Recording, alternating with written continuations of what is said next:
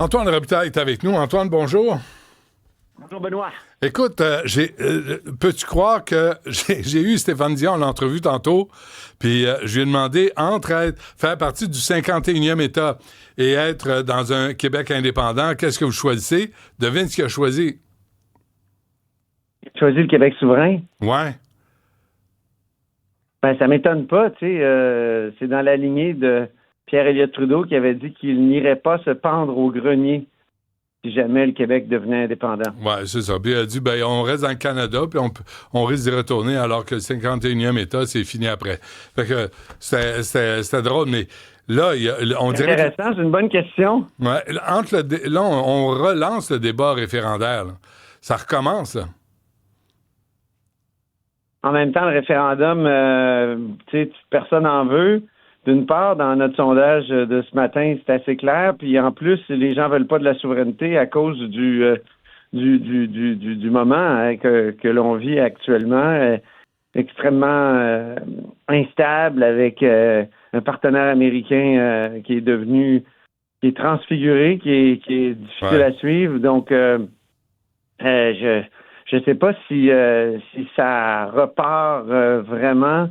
Tu sais, je repense au congrès du Parti québécois de la fin janvier à Saint-Hyacinthe, mon cher Benoît. Je sais pas si tu te souviens, mais Paul Saint-Pierre Plamondon disait ça,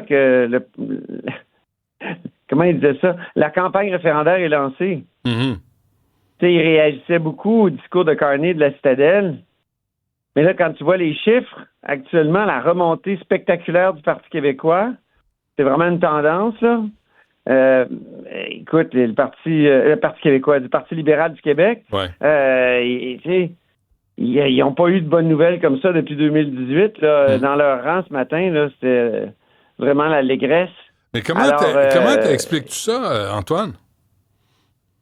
il y a plusieurs raisons. Je pense que l'effet Carney est assez fort. Parce que, tu sais, depuis le discours de Davos, fin janvier, puis je sais, j'ai dit ça ce matin à la télé, puis il y a des libéraux qui m'ont appelé, ah, c'est vieux, ça, le discours de Davos. Oui, mais le discours de Davos a installé Mark Carney comme une star internationale. Mais c'est Tu sais, quoi on le lien le avec cite le Parti libéral du Québec? Oui, je comprends. Mais les gens font pas la différence, tu sais.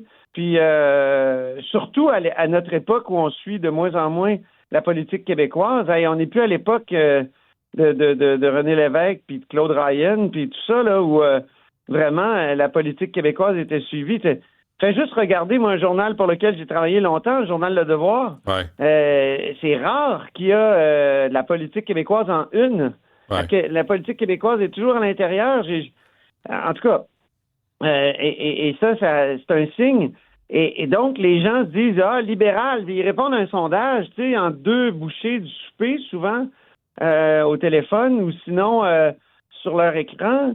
Quand c'est un panel web, ben, ils disent, ah, ouais, libéral, c'est bon, ça.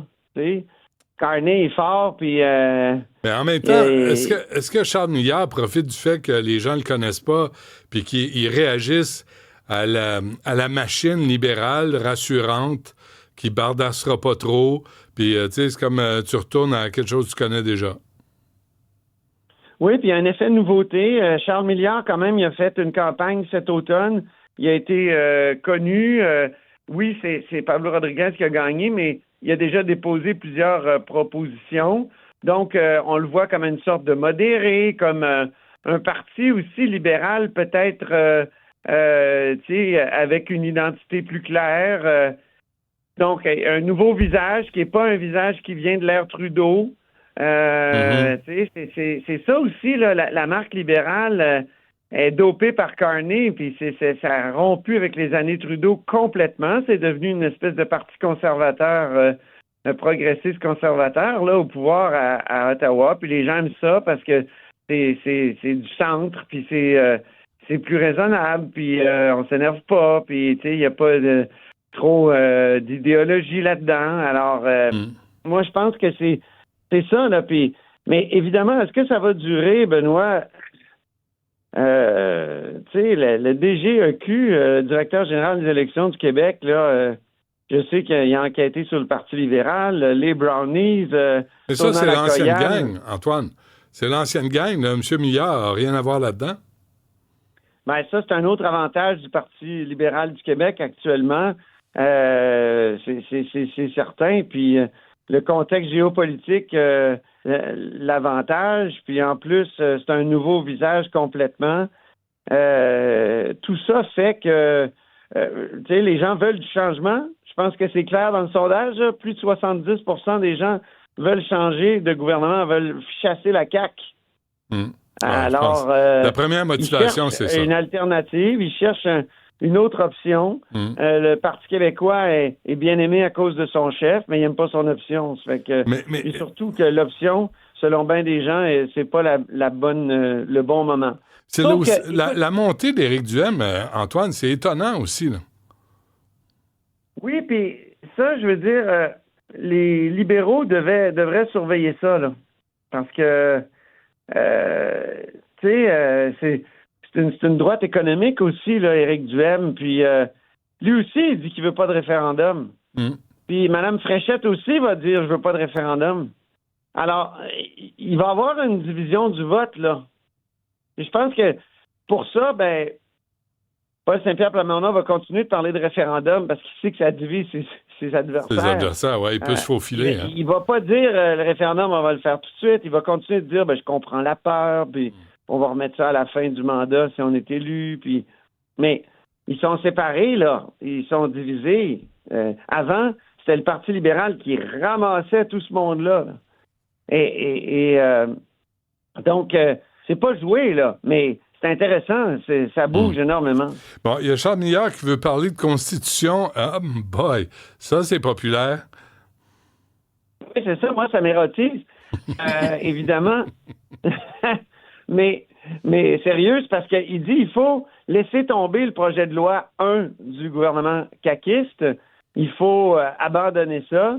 Puis on va promettre de faire une sorte lors de la prochaine législature, donc peu importe qui est élu, on va faire une démarche de constitution, d'écriture d'une constitution québécoise, mais qui va être plus consensuelle. Hein? Je trouve ça intéressant. Il revient à l'idée d'André Pratt, que André Pratt avait fait mettre dans le programme du Parti libéral, là, avant que Pablo Rodriguez soit élu, que le Québec doit se doter d'une constitution. Mais tu sais, quand tu écoutais parler André Pratt de la Constitution, c'était comme là, on va s'aligner avec la Constitution de 82, puis on n'en parlera plus. On va arrêter de dire qu'on n'a pas signé la Constitution. Ouais. Donc, ça va susciter ça aussi des débats. Moi, je regarde le projet de loi 1, puis il y a bien des choses avec lesquelles je suis certain que Charles Milliard n'a pas le choix d'être d'accord. Pense, par exemple, juste qu'au Québec, on veut que notre gouvernement ait des relations internationales, mais c'est Jean Lesage qui a établi ça, là, la doctrine Gérin-Lajoie, puis on veut que le Québec ait une certaine personnalité internationale, même s'il n'est pas souverain. Alors, il y a des choses comme ça, et je pense que si Charles Milliard joue bien ses cartes, il va pouvoir mettre ça en avant, dire, moi, je veux que le Québec soit un peu plus autonome dans le Canada. Ça, je pense que ça serait bon. Sinon, si la Constitution qu'il propose, c'est juste un alignement puis une signature détournée de 1982, mais là, ça risque de lui nuire parce que moi, je sais qu'Éric Duhem veut aussi parler de ça parce que Éric Duhem, il s'est rendu compte qu'il devait avoir une vision du Québec à proposer. Oui. Je sais que c'est l'autonomiste qui veut proposer. Là, il était dans l'ADQ, lui, Éric Duhem, puis il a déjà été au PQ. Donc, mais à un moment, où, Antoine, où tout coûte plus cher, là, les loyers explosent, l'épicerie va encore augmenter à cause de la guerre en Iran, l'essence, tout coûte plus cher.